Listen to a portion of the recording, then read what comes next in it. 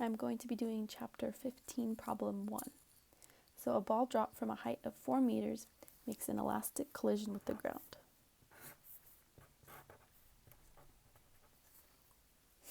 Assuming no mechanical energy is lost due to air resistance, A, show that the ensuing motion is periodic, and B, determine the period of the motion. C is the motion simple harmonic. Explain. Okay, so A is show the ensuing motion is periodic. Well, since it says no mechanical energy is lost due to air friction, or at all, when it hits the ground, the ball hits the ground, it will bounce back up with the same amount of energy and reach the same height. And since the ball will just continue to do this, going down and up to the same height, traveling 4 meters each time, that means that the motion is periodic because it will just keep repeating over and over and over again. Okay, so B, now that we've determined that it is periodic, determine the period of the motion. So first we need to find how long it takes for the ball to reach the ground. You can do that with the kinematic equation. There is no initial velocity, so y is just equal to 1/2 gt squared.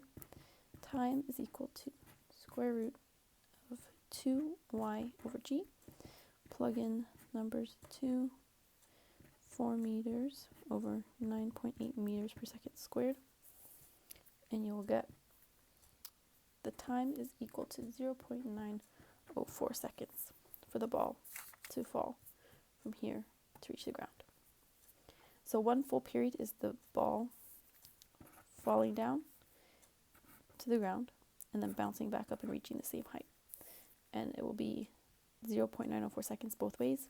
So the period, big T, is equal to 2 times this, which is 1.81 seconds. So C is the motion simple harmonic.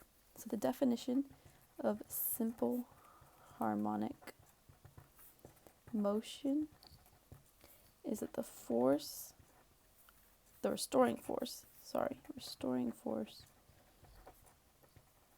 is always directed to the equilibrium position.